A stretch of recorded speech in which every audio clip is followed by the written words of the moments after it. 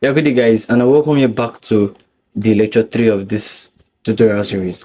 And so far, so good. We've not been doing much work, it's just been like basics, right? And even this one is like a basic thing, but then we'll do like a few exercises so we master what I want to learn. So, like I always said, this tutorial is a kind of series where each episode matters. So as I'm releasing them, do as much as you can to like consume the content. Because if you don't watch lecture one, you probably don't have your ID installed. You don't even know how to run it on the web if you have the opportunity to. Do you understand? And if you don't watch lecture two, as you can see in lecture two, what did we cover? We covered sorry, and as you can see, lecture two, we covered like the introduction to C program, where I explained, how a normal the usual C program looks like. You get when you're writing a code, how a regular C program should look like, right? And now we're in chapter 4 already. So if you don't understand all of these things that was shot in chapter 3, headers and preprocessors, the main function, comments, return statements, and all of those things, you might find it difficult, trying to comprehend all of this content in chapter 4. So let's just get down to business. So let me just create a new project, which is going to be lecture 3, right? I like building my project like this, console application, and then enter, then I want to build my C, then lecture 3. I'll need to change my project storage file because I don't know why it's taking me to this old one.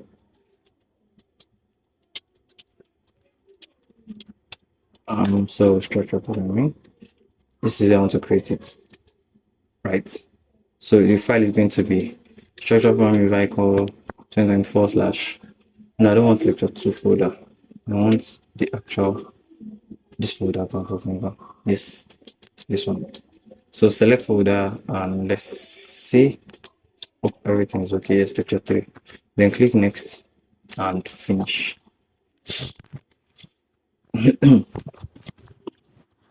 So as you know, click on the left hand panel and then open your main.c file there. So let me zoom this in very well. So now for today's lecture, we are talking of variables. Like I said, for a standard or the usual C program, you should try to document your project, a program at the very top. So let me just say lecture 3. What's the title? Variables, data types, and formats. Sorry, specifiers. Right. So these are basically what I want to talk about today, and trust me, it's a very interesting topic. And if you understand this, you are going to be like, how do I say it?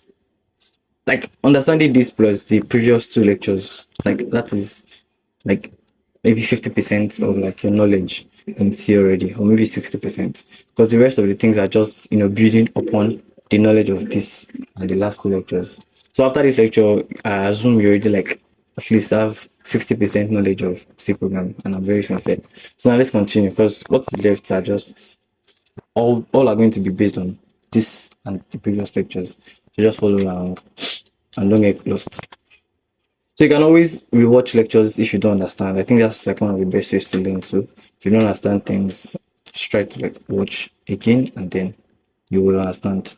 And I try my best to make this as simple as possible because I understand that there are also people that offer this course that are not from computer science department, like they're not under FOSIT. So if you are an engineering student, if you are from microbiology, sorry, industrial chemistry, biochemistry, any other departments that you should have programming knowledge, still be able to understand these lectures. All right. So now, like I said, variable is just a place where you want to store a value, right? So you have a value, but you want to store it in a container, you understand, some way. More like I think I've given an example already, so that's enough, I believe.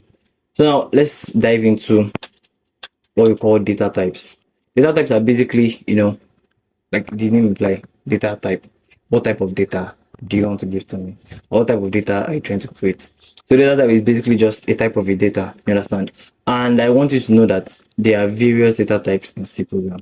Now let's start. The first is int. Yes, int. The next is float. Then we have Then we have char, and then we have yes, char and char like this. Now I'll explain. Okay, let me just, and then we have string, right? So we have int, we have float, we have double, and we have char. Now let's get down to what each of these things actually mean. Right. So now integers, int in C program is basically a data type that is used to like reference anything integer. And from mathematics, you know what integers are. Integers are basically whole numbers, all right? Whole numbers like the 1, 2, 3, 4, 5, 6, 7, they're integers, right? And then float is something that is used to reference floating point numbers. Now, floating point numbers are numbers that have decimal points, like 0.01, 0.9 something. So example of float, so let me just put the EG there. So example of float, all right, number of float, let's say 4.3, 5.3, 7.1, 2.22, 9.234, whatever. So long it has a decimal point and it carries, like, so long it's not an integer, you understand, then definitely it is a float.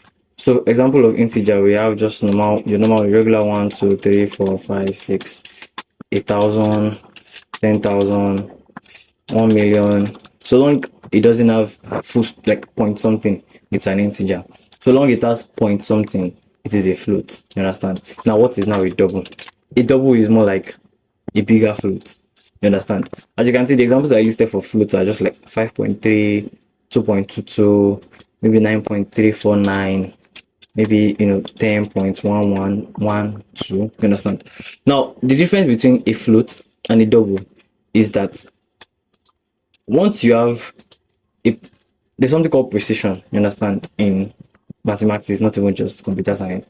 So once your decimal point like crosses a certain what's it called, decimal value, it loses its like precision, like its ability to be accurate.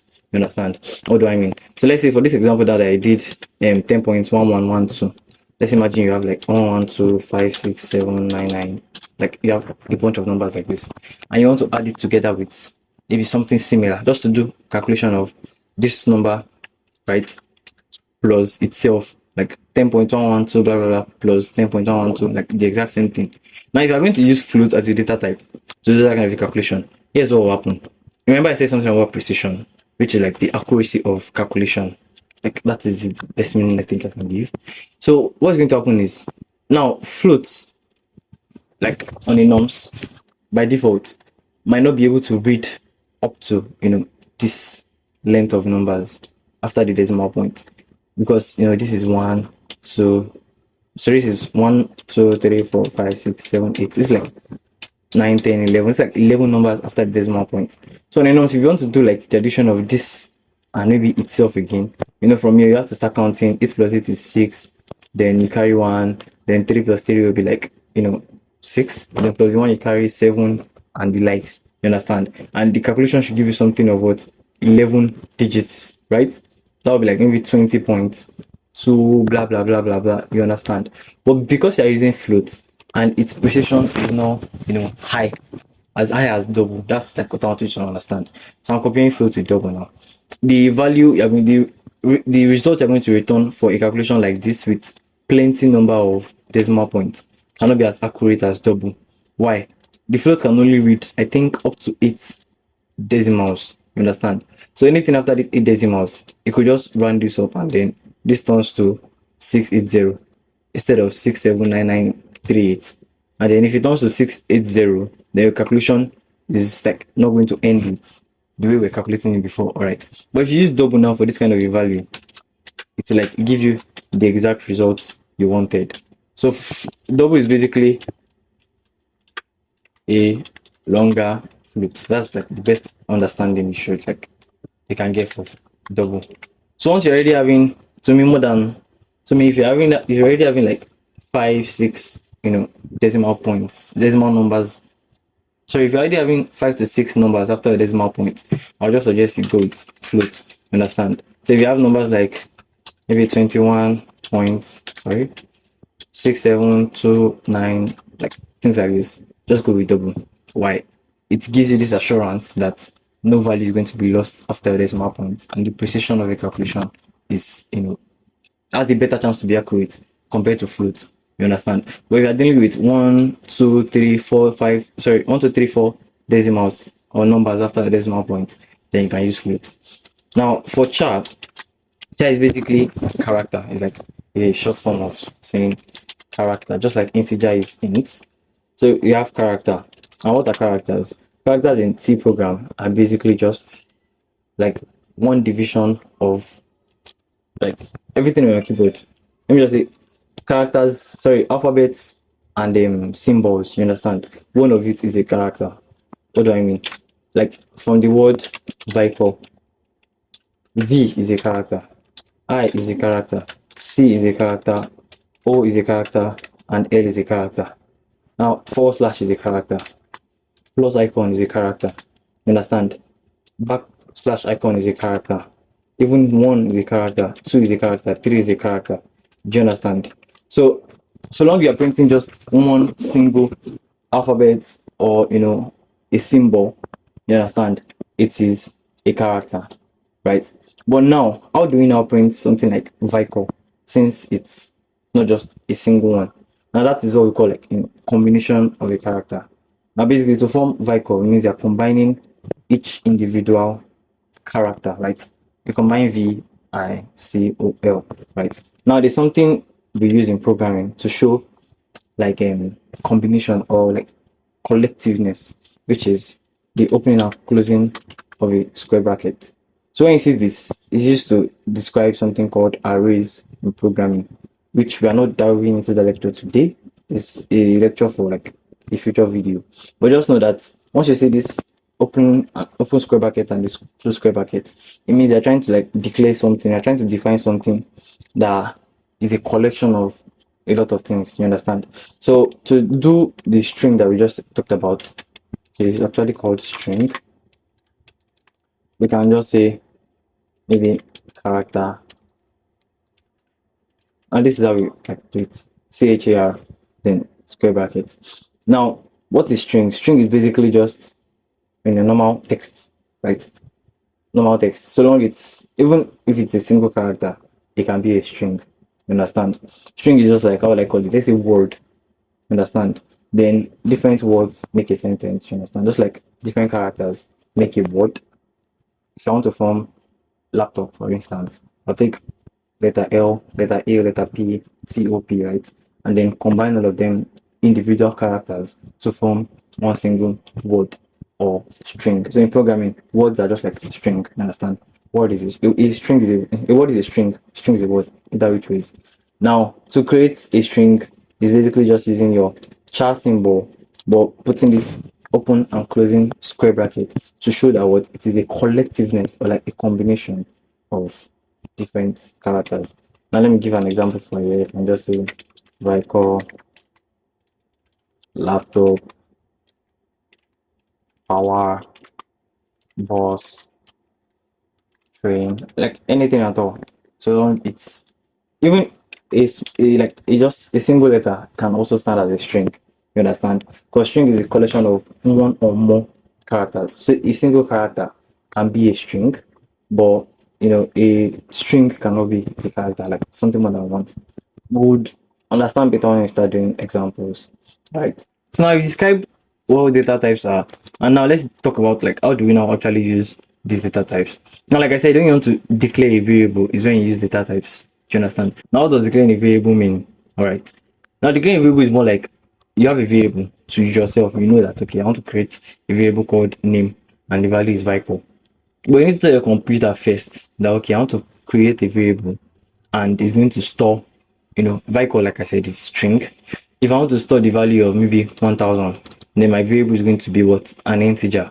If I want to store a value of maybe 9.8, you understand? My variable is going to be what? Float. If I want to store maybe 9.89325510, then my variable is going to be of double data type. So now how do we now create these variables? So now let me say I want to create a name. So let's start with numbers because it's actually easier. I'll do int is specifying that what I'm creating an integer variable. Space what? The name of the variable. Let me say first number. Or let me just do num1, sorry, equal to, let me say 10. So here now, this is how to declare variables in C program. All right. Int, you start with what? The name of the, the data type of the variable, space, the name of the variable, name you want to give a variable, then equal to, then the value is going to be on the right hand side. So now I'm saying int num1 equals 10, meaning that what? I want to create a variable called num1. You understand? It is of data type what? Integer, and the value is 10. Now let's do the exact same thing for floats. Let's say we have floats. Now instead of num1, let's say our second number num2 is now going to be equal to what? Let's say 3.224. This is also a way to tell your program that what you're creating a variable called num2, and then it is a what? Float data type, and the value is 3.224. Now in C program, you always need to end each line of your program with a semicolon so that you don't run into an error. If you don't put a semicolon after each line of your code, you run into an error. So now for the third one, let's say I want to create a double. Like I said, double is what? A longer float. So num3 is going to be equal to, let me say 4.113567, right? And like I'm saying, I have a variable called num3. The data type is a double, and then the value is all of this, right? Now let's go for char. Like I said, char is what? A single character.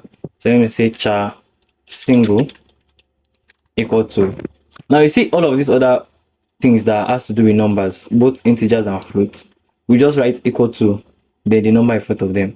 When you are going to char, you are going to encode your character, which is either a symbol or an alphabet, inside of a single, what's it called? This is a semicolon. A single, oh lord, you know this symbol, please. I don't know, it's not ringing my head this period. Then you write your character inside. You understand? So now I'm saying single is a variable of what? Character data type char, and the value is equal to what? A, right? And then you terminate it. Now if I want to create, let's do another example. Let me say char single 2 equals to, I want to create another one. What I need to do is just add my single, oh god,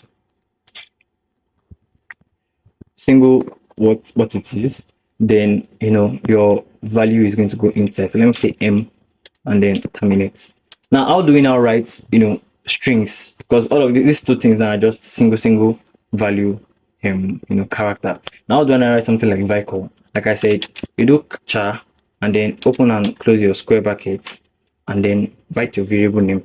So now let me say name, and then I'll say equal to, well now mind you, because the former one, which is just a character saying char, uses the single quotes, right? Now what we are going to be doing, when we are going to be specifying or declaring a variable for a string using this square bracket, we are not going to be using the single character, we're going to be using this double character. Now to create my name here, I just write Vicol inside of the double quote and then click enter. I don't know why it's showing this. Let's just do Vic. What's the best for you? So let's create another example now. Let's say char. Then like I said, if you want it to be a string, which is going to be a combination or a collection of what? Multiple characters, you add what? A square bracket. So square brackets, and then let me say name. Let me just say viewer, like one of you watching this video. Let me guess, equal to, then like I said, because we used this square brackets, showing that what? We have more than one value. So you can't use single quotes. Single quotes is just one. You use double quotes to contain what you want to write. So let me say the person watching this video currently is Ayomide, right? And then terminate your statement. Yeah, that is how we declare variables in C. Now this is how you declare variable here in C. For integers, int, the name of the variable equals the value. Float, float, name of the variable equals the value. Double, double, name of the variable equals the value. Then for a single character, char, the name of the variable, which was single, equals then single quotes a character inside of a single quote. And then for a string, char into bracket, into square, I'm sorry, char followed by square bracket, the name of the variable, then equals double quote the content of your variable. And same for here too, right? So now let me comment this at the top, because if we don't, we'll run into an error. Sorry, let me scrap this part of the code. So now I want to run this code and let's see if we're actually correct, or we've declared, if our variable declaration is correct. Let's see. So I'll just go to build and run here. So if it's not correct, you will not see all of these green lines to just turn to red, showing there's an error somewhere. Okay, yes, we have an error right here. So why is this an error? Oh, I've seen where the error is actually coming from, and please, I beg you, pardon me for overseeing this. So your square bracket, like I explained, I've explained everything you need to know, all of the concept of doing the string, right? But what you need to know is, sorry, the square bracket is not after the data type. Sorry, like my bad. It is actually after the variable name. And I mentioned it talking about arrays, but I don't know why I was doing it. So the point is, you say char, you understand, but your variable name, after your variable name is where the square bracket comes into play. So you understand, your string is still a character variable, like you cannot run from it. Like say it here up here, string is still a what character variable. But what makes it different from the normal character is that what it has a square bracket after its own variable name to show that what the variable is going to contain more than one character. Like the variable is a combination or collection of multiple characters, right? So let's run this code now and see. And as you can see, making errors or like having errors in programming is something that is normal for even an expert like me. So if I can be making errors, then definitely if you are facing errors, it's just part of the process, all right? But I really oversaw this. I was not thinking about everything, but then thank God it didn't run and it was live in front of camera. This happened, so it will not look like my code is always running perfectly. I make mistakes sometimes here. So now the program is running. So now as you can see, the program has run and it didn't return anything because I cleared the printing of hello world, and it just ran back to the operating system, return 0 if you watch the previous episode. So yeah, our program is running fine. All of what we declared are actually correct. Now, so what we call format specifiers, right? So now if I want to after I've created all of these things, as you can see, it didn't print anything to the screen. But I want to print each of these variables to the screen because I have stored 10 inside of num1. I want to print what my num1 is. I have stored 3.224 inside num2. How do I print num2 to the screen to show that okay, this is num2? If I want to print my name now to the screen, I've stored my name inside a variable called name. How do I print Vicol to the screen? Right, so now that is where we'll get to understand what we call format specifier. Now let me use these previous examples and let me just put something in brackets. So for int, we have two ways you can specify that you want to print your value as an integer using the %d, which is what most people do like in our school, or using %i, which they might not teach you in school, I don't know, but we can use %d and %i. And for floats, basically you have %f, and for double we have %lf, and for char we have %c, and then string is basically %s. Now just discard all of the %, but to refer to a variable, like to know that this is a format specifier, it must precede a %, right? That % is going to be there. Then I here is what integer, %I. I want to refer to an integer, %I for integer.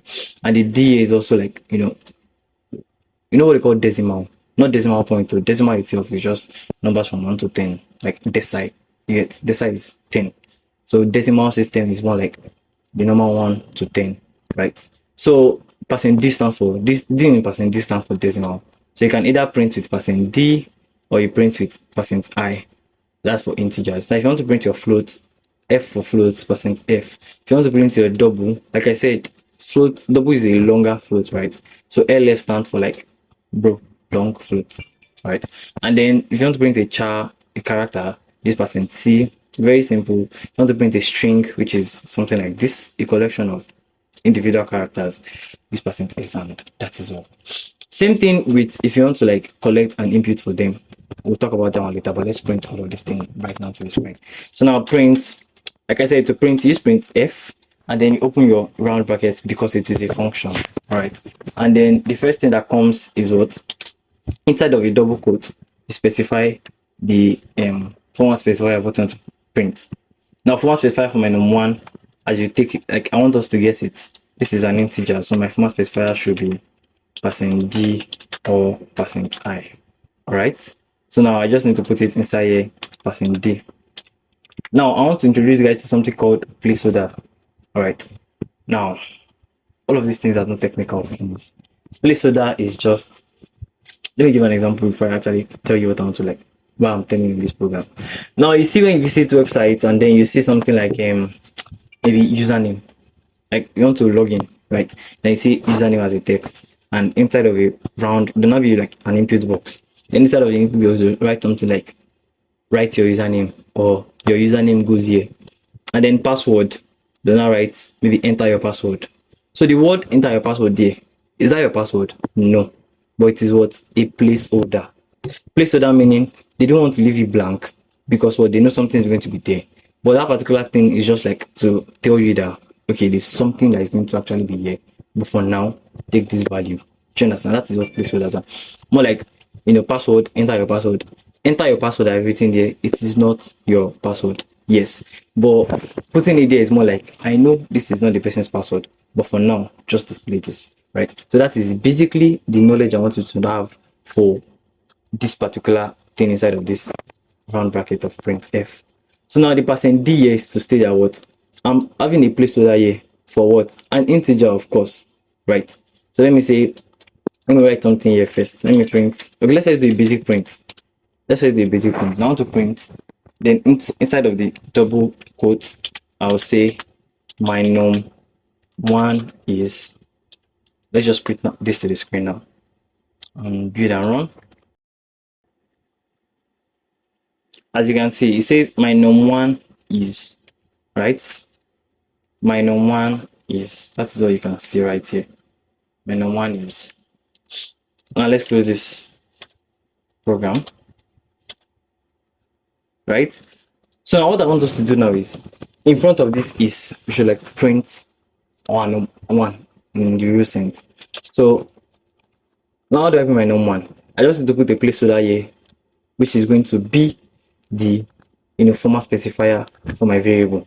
So I want to print num1 there. What do I need to do? Put my placeholder %D and then put a comma after the double quotes and refer to my variable. So now what all of this line is trying to tell my program now on my computer is that what?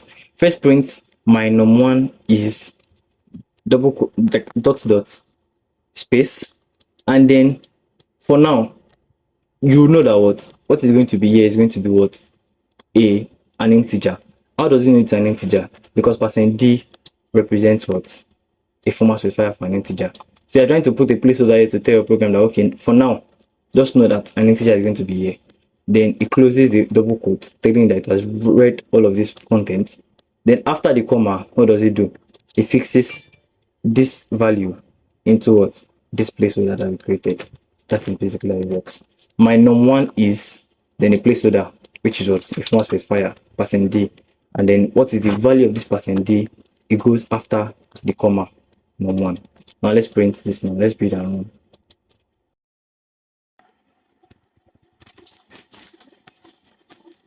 And as you can see, it returned num1 is what? 10. And that's basically what I was trying to explain here. You see, we wrote num1 is up until this point, and then we put a placeholder here, percent %d, telling our computer that what, sorry, the value of percent %d is automatically num1, as you can see here when you returned 10. That is basically it. Now let's go for num2. What I need to do now is just to change it to num2, and I change the data type to %f, right? Now build and run. And as you can see, we have my num1 is what? 3.224000. And the 000 is in normal mathematics, you just like can ignore it. So you printed your 3.224000. Now let's go for the second one. Double is going to be what? LF, and then it is num3. So now let's build and run this.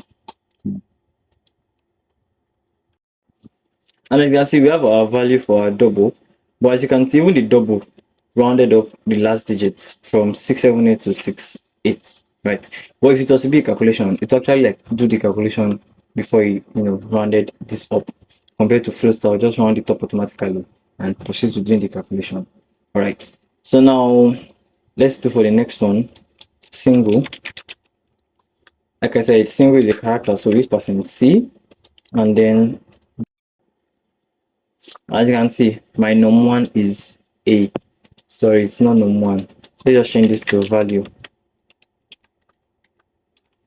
Now let's go for single 2, right? It's still a character, so let's just do single 2. But let me just print everything once. Let's just print everything once.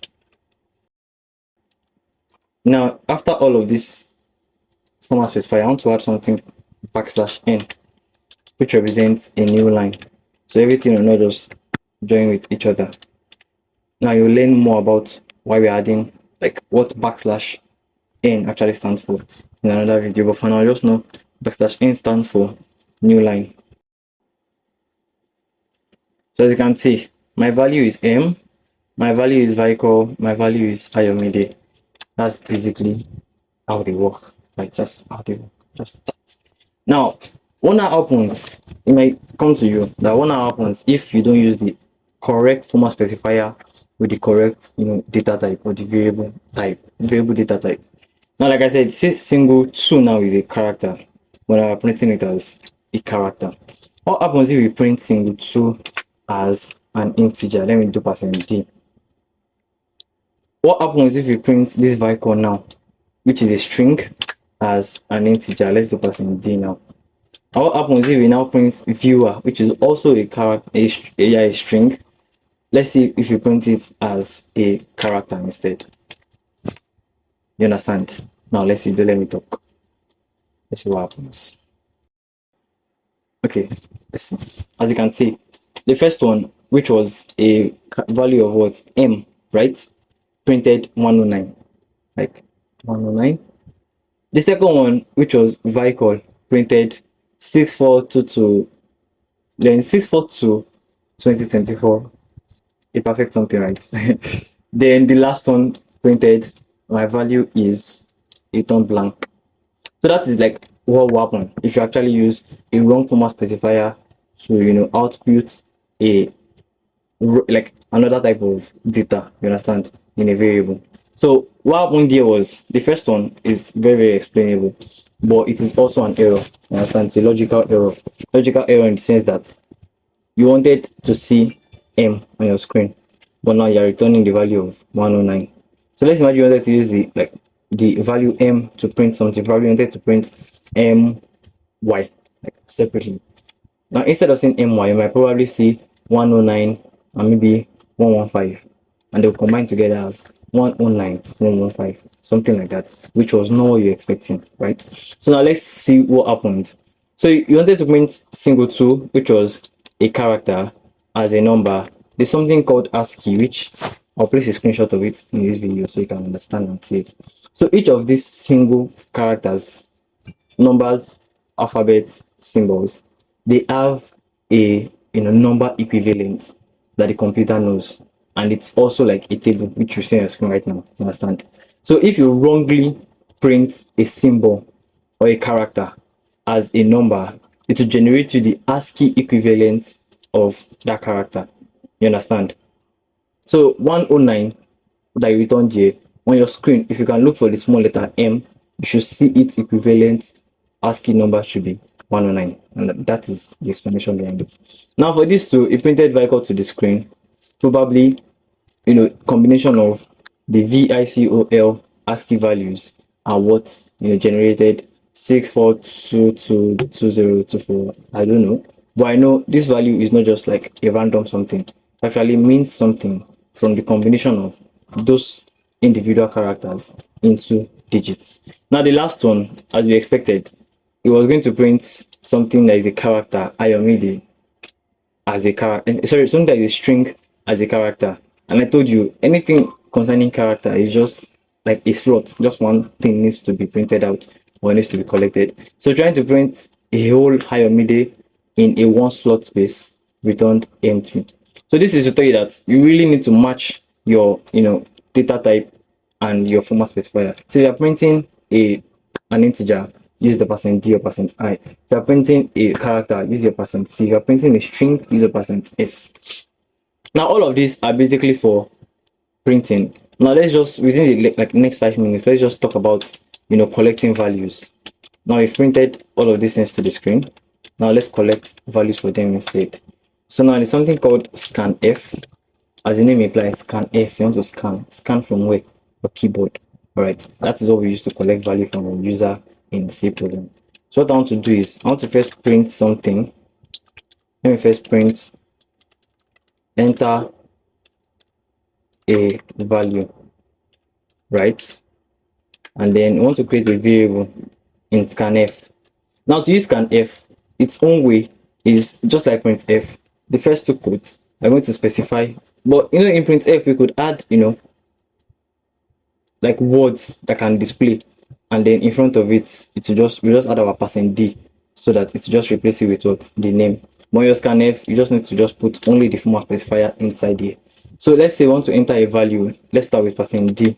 So we want to collect an integer value, and then we do comma the name of the variable. All right, so now let's say we have a variable called value. Now this is how you use Scanf in C program. Scanf into brackets, double quotes. The first value is going to be what? The data type. Sorry, the format specifier.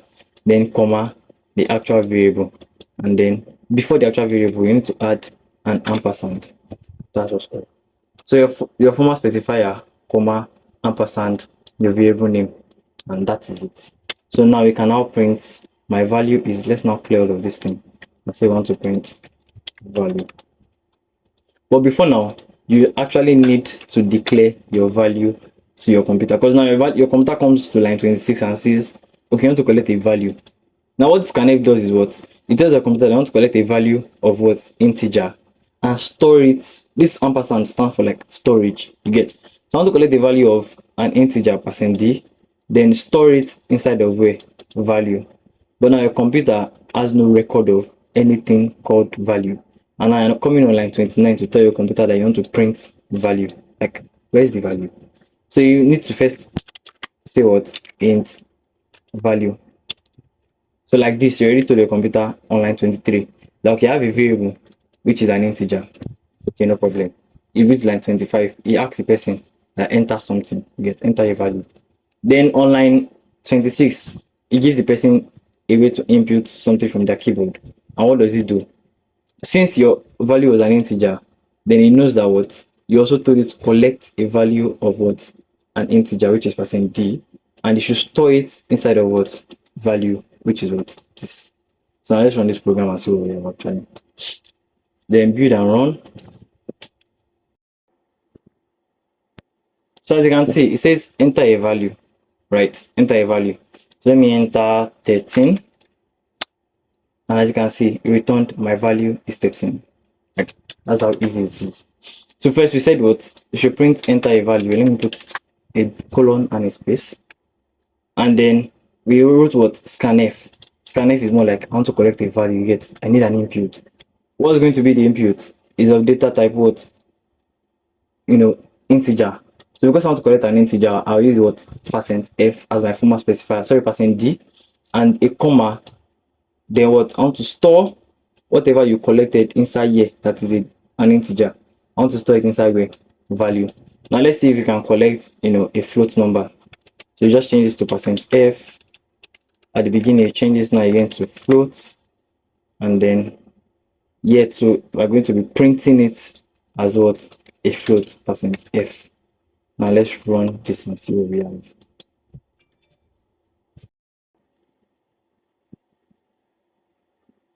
So now it's asking enter a value.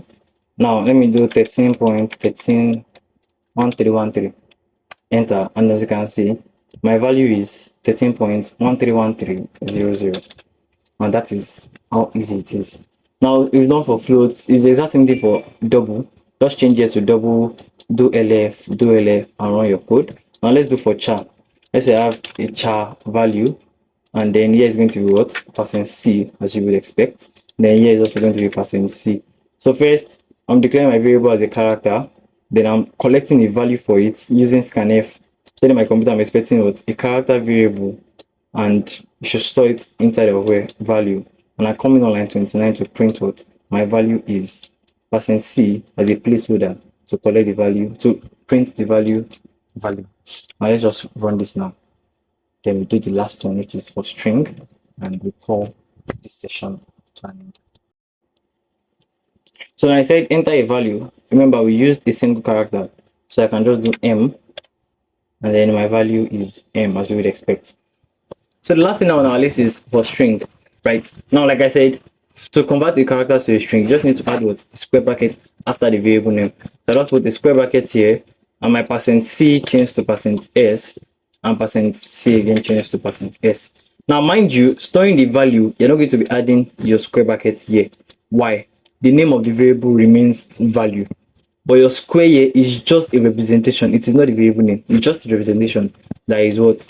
A square, like, square bracket to show that what? It's a combination of individual characters. So square bracket is not part of the variable name.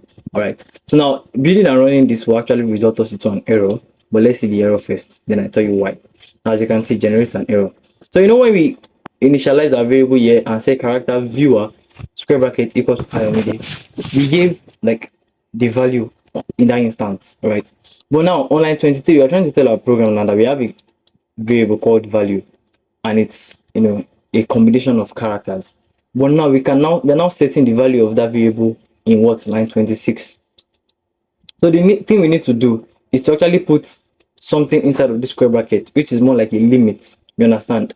A limit to tell our computer that, okay, I'm expecting this value to be maybe 1 length, 2 lengths, 3 lengths, 4 lengths, 5 lengths. But if it goes more than that, no problem. Just like collect the value like that. You understand? Now, I don't know if all of this I'm saying makes sense actually. But you just need to know is that what? After you declare a variable like this, when you want to use scanf, you just need to pass in a value inside of your square brackets. Why? Without putting any value there shows that what? The variable can contain infinite amount of characters, and your program would not be able to like start it like that, because right here I'm not giving it a value. So it's more like I'm just telling me that assume infinite values, right? But if you can put maybe 2 here, or you put 3, or you put 3, or you put 4, or you put 5, it means from the start of the program is assuming that what this thing is just like 2 length value. But if after line 6 you put 20 length value, it will still take it that way. You understand? But starting the program, it must not be blank, because blank there means that what? It's an infinite amount of combination of characters, and the program is going to crash. So that is why I prevented it from running. Now, if all of those stories did not make any sense to you, no problem. Just know that when you're creating a variable, if you try to run it and you see this error, just dump one number inside here, like 2, 3, 4, and then build and run. And this should run very fine.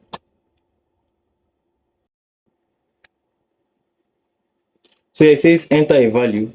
Now remember we put 2 there. Now let me just enter Vicol, which is obviously 5 character, and then enter.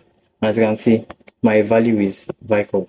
So it didn't cause our program to break, neither did our program stop running because of it. But adding these 2 here is just to let your program know that what, it's not an infinite amount of numbers or characters, sorry, that is going to go in here. So that brings us to the end of, variables, data types, and format specifier in C program. Now, after this, what I want you to do now is just take an exercise on your own and play around with these things. Understand? Initialize variables like this, print them to your screen, try to form, different, just like write different codes, play around with them, and see how well you can actually use them. Because upcoming episodes are going to be based on, the foundation of knowing what variables are, because we're going to be creating a series of variables in future lectures, right? And if you found all of my content very, very useful and you really enjoy it, do not give me a thumbs up and subscribe to the channel, right? This content is absolutely free and there's no hidden like charges anywhere. So do well to like the video so other people can learn from it. And if you can, comment and drop a positive review, even if it's a negative one, if you don't enjoy your experience, still let me know so I can improve myself, and then subscribe to the channel. And I'll see you in the next video.